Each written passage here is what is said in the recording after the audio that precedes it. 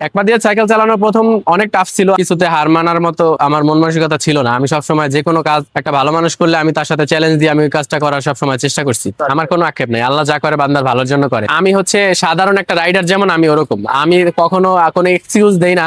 নতুন কাজ চলতেছে যেই বাসার 9 তলা, ওরকম ওই বাসায় আমি উঠে যাই। পরে মালিকরা বলে যে আসলে আপনি বললেই পারতেন, বাট আমি ওই এক্সকিউজটা দিতে চাই না যে আসলে আমার আপনি আমাকে একটু সাহায্য করেন না, আমার পাটা নাই, এরকম ভাবে আমি কিছু বলতে চাই না। আচ্ছা, আমার নাম সোলাইমান। আমার বাসা হচ্ছে বরিশাল মুলাদি থানা আমার বাড়ি। তো ওইখানে ওইখানে আমার বেড়ে ওঠা।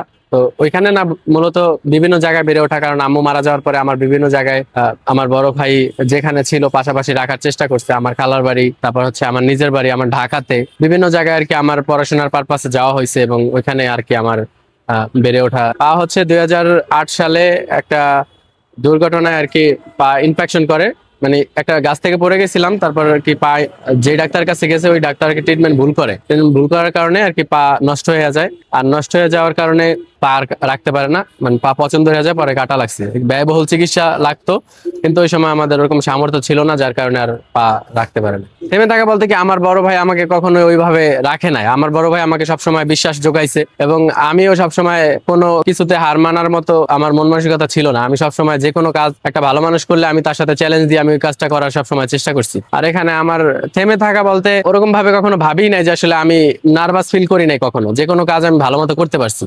তো এখানে আমার থেমে থাকার কোনো প্রশ্নই আসে না। ফুড পান্ডা হচ্ছে, আমি একটা ফুড কার্ট দিছিলাম ছোটখাটো, তিন তিন চার জনে মিলে। তো এখানে আমার ভালো মতো জায়গা দিচ্ছিল না কেউ। তো জায়গা না পাওয়ার কারণে বানানো, মানে যেই খরচাটা হয়েছে ওই খরচাটা টোটালি বিফলে যায়। এবং 10 নাম্বার বসাইছিলাম রাস্তায়, ওখানে কারেন্ট দিচ্ছিল না কেউ, যার কারণে বৃষ্টিতে অনেক পানি উঠা নষ্ট হয়ে যেত মালামাল, যার কারণে ওইটার কন্টিনিউ করতে পারিনি। এখন হচ্ছে তারপর ওইখানে ফুড পান্ডা যারা আসতো তাদেরকে জিজ্ঞেস করতাম কেমন কি ইনকাম হয়, ওইটা চিন্তা করে তারপর আস্তে আস্তে আর কি ওইভাবে ফুড পান্ডাতে ঢুকে গেলাম। তো প্রথমে স্যাররা আমার উপরে বিশ্বাস রেখে আমাকে কাজটা দিছে। প্রথমে না বলছিল, বাট পরে আর কি বলছে যে না, হ্যাঁ ওর কনফিডেন্স ভালো আছে, ও পারবে। হ্যাঁ, সাইকেল, আমি এখনো সাইকেল দিয়ে যাতায়াত করি, কারণ আমাকে ফুড পান্ডা থেকে একটা ই বাইক গিফট করছে। তো ওইটা হচ্ছে ছোট হয়ে যায়, মানে আমার জন্য পারফেক্ট না, বসলে একবারে বাচ্চা বাচ্চা টাইপের ওরকম মনে হয়, আর মাইলেজ কম দেয়, যার কারণে ওইটার সাথে সাথে আমার সাইকেলটাও রানিং রাখতে হয়। যেমন পার ডে 70-80 কিলো চালান লাগে, সেখানে এটা দিয়ে 35 কিলো, ওই সাইকেল দিয়ে আর বাকি 35 কিলো 40 কিলো চালাই। এক পা দিয়ে সাইকেল চালানোর প্রথম অনেক টাফ ছিল। আমার প্রায় 10 থেকে 12 বছর সময় লাগছে এটাকে আয়ত্তে নিজের করতে, 10 বছরের মতো সময় লাগছে। ওইটা যখন প্র্যাকটিস একবারে হয়ে গেছে, এখন আর কি আমার কাছে ইজি লাগে, কোনো কঠিন কিছু লাগে না। কষ্ট তো সব কাজেই আছে, সব কাজেই আপনি দেখবেন যে কষ্ট ছাড়াতে কিন্তু কোনো কাজ নাই। তো এই কাজটাকে আমি কষ্ট ওইরকম ভাবি না, আমি কাজটাকে এনজয় করি, এবং যে কোনো কাজকে আমি এনজয় করি, এবং ওই কাজটা ওই এনজয় করার সাথে সাথে ওরকম ভাবেই করি যাতে আমার ওই কাজের ভিতরে আমার কোনো বোরিং না ফিল হয়। হ্যাঁ, এখানে যদি ভালো মতো কাজ করতে পারি সকাল থেকে, তো অবশ্যই ফ্যামিলি চালানো সম্ভব। তো আমার ওরকম ভাবে আমার বড় ভাই সবকিছু দেখে, আমার যতটুকু আমার নিজের যাবতীয় যা আছে পড়াশোনা থেকে যাবতীয় খরচ আমাকেই দেখতে হয়, ওটা আমিই দেখি। আর বাকি হচ্ছে বাবাকে কিছু দেই, হচ্ছে যা হচ্ছে আলহামদুলিল্লাহ আমি ভালো আছি, সমস্যা নেই। গতকালকের একটা ঘটনা, আমি ডেলিভারি করতে নামছি 5টা বাজে। তো 5টা থেকে একটা খাবার ডেলিভারি আসছে, আমি তাকে অনেক কল করলাম, সে রিসিভ করলো না। তার লোকেশন দেখাচ্ছে দুয়ারিপাড়ার ওদিকে, কিন্তু আমি হচ্ছি তখন ইস্টার্ন হাউজিং এর ওদিকে। আমাকে বলতেছে যেই লোকেশন আমাকে দিছে ওই লোকেশনে আমি গেছি, কিন্তু ওইখানে আর কি সে ভালোভাবে ই করতেছিল না, যার কারণে আমি মানে রেসপন্স করতেছিল না, বলে আমি খাবার অর্ডার করি নাই। তো ওইখানে আমার 1 থেকে 1.5 ঘন্টা সময়, আমি ইফতারিটা রাস্তায় বসে করতে পারি নাই। যে আমার টার্গেট ছিল যে আমি ইফতারিটা আজানের আগে খাবারের মানে মালিকের কাছে পৌঁছাবো, কিন্তু এটা আমি পারি নাই। এই জন্য তার ইফতারটাও ওইভাবে, সে বলছে আমি কোনো অর্ডারই করি না, এটা বলছে।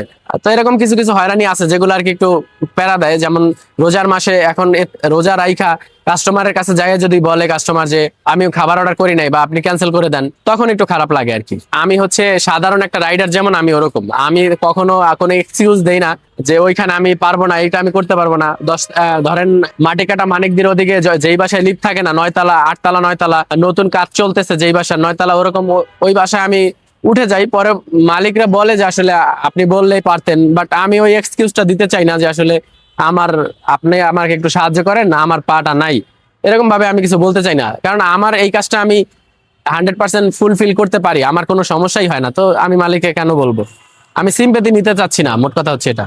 এক্সট্রা কিছুই না এখানে, এক্সট্রা কোনো কিছুই না এখানে। আপনি যত কাজ করবেন তত টাকা, এর আপনি কাজ করবেন না, টাকা নাই, এরকম। হ্যাঁ, ফিউচারে হচ্ছে আমি এখন যেখানে আছি এটার সামনে একটা জায়গা আছে, আহ এখানে একটু জায়গা আছে যেখানে আর কি আমি একটা ফুড কার্ট দিতে চাইছি। যদি আমাকে এই জায়গাটা দেয়, তাহলে আমি 5-7 ফিট জায়গা যদি আমাকে দেয়, এখানে আমি একটা ভালো একটা চায়ের দোকান, ফুড কার্ট, এটা আমি দিতে চাইতেছি। তো এখানে দেখি ইচ্ছা আছে তো অনেক কিছু করার। তো শুরুটা এখান থেকে করতে চাইতেছিলাম, যদি ওরকম ভাবে সুযোগ হয়। আমার কোনো আক্ষেপ নেই, আল্লাহ যা করে বান্দার ভালোর জন্য করে। আর এইটা নাই দেখেই আল্লাহ আমাকে অনেক বিপদ আপদের থেকেও বাঁচাইছে। আমি দেখছি এটা ঠিক আছে, পা থাকলে ভালো হইতো, আমিও জানি। বাট এখন এইখানে আল্লাহ যেহেতু আমাকে এটা বানাইছে, এটার সম্পূর্ণ শক্তি আমাকে দিয়ে বানাইছে। আমার আমার এক পায়ে যে শক্তি আছে, আমি একটা মানুষ সারাদিন যদি দাঁড়াই থাকতে পারে, আমি সে যতটা ক্লান্ত না হবে, আমি আমি তার থেকে স্ট্রং থাকবো। মানে সে যতটা ক্লান্ত হবে, আমার কোনো ক্লান্তি ছুঁইতে পারবে না, এরকম। আমার এখানে আমি ওইভাবে প্রস্তুত করছি, আমার নিজেকে ফিট রাখছি। এখানে আমার কোনো তেমন কোনো আমি দেখি না, কষ্টের কোনো কিছু আমি দেখি না। সব মিলিয়ে আলহামদুলিল্লাহ, আমি কোনো সময় আর কি আমাকে আল্লাহ নিরাশ করে না। আমি যে কোনো বিপদে পড়লে আমার সর্বপ্রথম আল্লাহ আমাকে সাহায্য পাঠাবে, অবশ্যই পাঠাবে। একটা ধরেন এখন আমি অনেক একটা নার্ভাস আছি, একটু পরে আমাকে আল্লাহ এমন ভাবে খুশি করে দেয়, আমি কল্পনা করতে পারি না আসলে আল্লাহ আমাকে কত ভালোবাসে। খুশির মুহূর্ত বলতে একা লাইফটা তো একটু খুশি তেমন ভাবে আর কি উপলব্ধি করতে, সব ক্ষেত্রেই নিজেকে আর কি মানায় নিলে আপনি খুশি থাকতে পারবেন। তারা যে কয়টা ডেলিভারি দেয় আমার তাদের থেকে কম হয় না, তাদের থেকে বেশি ছাড়া কম হয় না। আমিও ভালো মতো দিতে পারি, বাট আমি এটা স্বাধীনতা ভাবে কাজ করতেছি। আমার ওখানে কোনো বাধ্যবাধকতা নাই যেখানে আমার এই কাজটা রানিং এতক্ষণ করতে হবে। আমার যতক্ষণ ভালো লাগে, যে আসলে আমি এখন আমার যখন বেশি টাকা প্রয়োজন পড়ে, তখন আমি সকাল বা 12টার দিকে নেমে যাই কাজে। আর যদি মনে করেন আমার দেখা যায় আমি একটু ফ্রি আছি, তখন 5টা 4টা 5টা বাজে বিকাল নামি, বা 7টা স্পেশাল আওয়ার যেগুলো বলে, স্পেশাল আওয়ার একটু টাকা বেশি পাওয়া যায়, বোনাস পাওয়া যায়, ওইখানে একটু ভালো কাজ করা যায়। না হলেও 50 থেকে 70 কিলো 80 কিলো এরকম। আসলে এটা হচ্ছে ওরকম না বিশেষটা, মানে আমার এখানে 10 মিনিট 15 মিনিট সাইকেল চালানো, তারপর আবার একটা রেস্টুরেন্টে বসা, ওইখানে অর্ডার নেওয়া, আবার ওই অর্ডারটা দিয়ে আসা, একটু রেস্ট নিয়ে নিয়ে করা, তো এখানে ওরকম একটা মনে হয় না কিছু। আর আমার তেমন কোনো কষ্ট হয় না যেটা আমি তুলে ধরতে পারি যে আমার এরকম কোনো কষ্ট হয়। হ্যাঁ, কষ্ট হয় যেটা আর কি, যখন বেশি রাত হয়ে যায়, ঢাল দিয়ে উঠানামা করার সময় দেখা যায় অর্ডার বেশি থাকে, তখন একটু দেখা যায় পিঠে একটু ভারী ফিল হয়। এটা সবার ক্ষেত্রেও, যে আমার ক্ষেত্রেও তা ব্যতিক্রম কিছু না।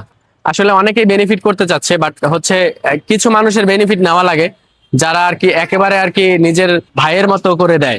তো এখানে আমি হাতে গোনা 2-1 জন লোক আছে যারা আর কি আমাকে এই বেনিফিটটা একটা গিফট হিসাবে বলতে পারেন, ওরকম হাদিয়া, যেটা আমার কাছে কিছু অ্যামাউন্ট হ্যাঁ হয়েছে।